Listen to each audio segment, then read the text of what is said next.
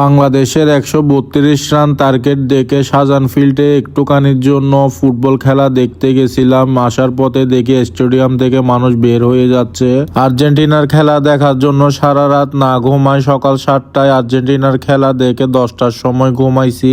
1টার সময় ইকবাল আমাকে কল দিয়ে ঘুম ভাঙাই দিয়েছে। বাংলাদেশ আর অস্ট্রেলিয়ার টি-20 খেলা দেখতে যাবে নাকি, ও বাইক নিয়ে বাসার সামনে দাঁড়াই আছে। দুপুরের ওয়েদারটা অনেক সুন্দর ছিল, বৃষ্টি আসবে আসবে ভাব, চারিদিকে অন্ধকার হয়েছিল। ইকবালের গাড়িতে বলে তেল নাই, আমার থেকে তেল নিয়ে দিতে হয়েছে। কয় টাকার তেল নিয়ে দিছি ওইটা আপনারা আইডিয়া করে বলেন। স্টেডিয়ামের বাইরে প্রচুর মানুষের ভিড় ছিল। ইকবাল কাঠের সাথে ফিতা পায় নাই ওই এলাকায়, একটা গলা ঝোলানোর জন্য ফিতা পাচ্ছিলাম না, তাই এই কাপড়টা ঢুকাই নাকি ফিতা বানাচ্ছে। ভিতরে ঢুকে গাড়িটা একপাশে পার্কিং করার পরই খেলা দেখতেছিলাম আমরা। দেখার সাথে সাথে একটা উইকেট পড়ে গেল।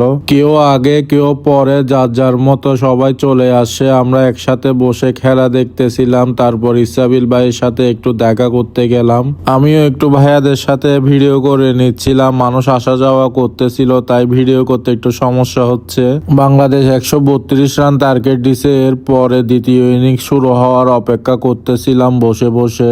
দুই দলের প্লেয়ার নেমে গেল, আমরাও বসে পড়লাম। অস্ট্রেলিয়া প্রথম থেকে খুব অ্যাগ্রেসিভ ব্যাটিং করতেছে।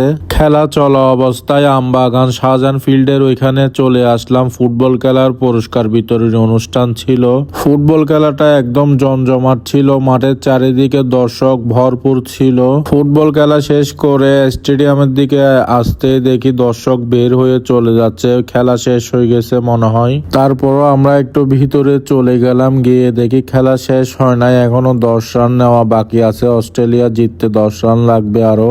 শেষ টাইমে স্যান্ডউইচের দাম ছিল 80 টাকা। ইকবাল বলছে 1 পিস 50 টাকা করে দিবে।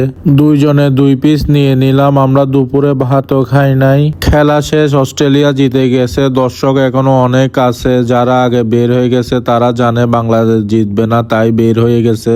দর্শক বের হয়ে রাস্তায় গাড়ির জন্য অপেক্ষা করতে হচ্ছিল, কারণ প্লেয়াররা বের হবে। 2 সাইডের গাড়ি বন্ধ করে দেওয়া হয়েছে।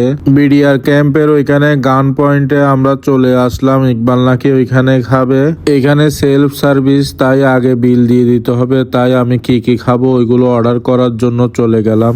বিলটা আমাকে 4 ভাগে কেটে দিল। 4টা নাকি 4 জায়গায় দিতে হবে, একটা খাবার এক এক জায়গা থেকে নিতে হবে। চিকেন চাপ পরোটা সাথে সাথে দিয়ে দিল। ওরা দুজন শেয়ার করে খাচ্ছিল, আমি আমার খাবার রেডি হওয়ার অপেক্ষা করতেছিলাম। আমি চাউমিন নিচ্ছি, আর সাথে আর একটা পেঁয়াজও ছিল, এগুলো ট্রেতে নিয়ে নিচ্ছি, সিটের ওইখানে নিয়ে যাব। সবাই খাওয়া চলে আসে, সবাই একসাথে খাওয়া শুরু করলাম। আমি প্রথমে চাউমিন দিয়ে শুরু করলাম। চাউমিনটা মজা আছে, কিন্তু একটু লবণ লাগছে আমার কাছে। পেঁয়াজুর বাটি সহ নিয়ে নিলাম। পেঁয়াজুটা ভালো হয়েছে, নেভালের পেঁয়াজুর কাছাকাছি হয়েছে। আমাদের খাওয়া শেষ, তারপর বসে আড্ডা দিচ্ছিলাম। টেবিল পরিষ্কার করে দেওয়ার পরে ইকবাল ওদের 3 জনের জন্য চা নিয়ে আসলো। পেঁয়াজু নাকি সবার থেকে ভালো লাগছে, তাই আরেকটা পেঁয়াজু নিয়ে আসলো। আমি চা খাই নাই, আমার জন্য কফি নিয়ে আসলো। কফি খেতে খেতে আজকের ভিডিও এখানে শেষ করতেছি। দেখা হবে অন্য কোনো ভিডিওতে। আল্লাহ হাফেজ, আসসালামু আলাইকুম।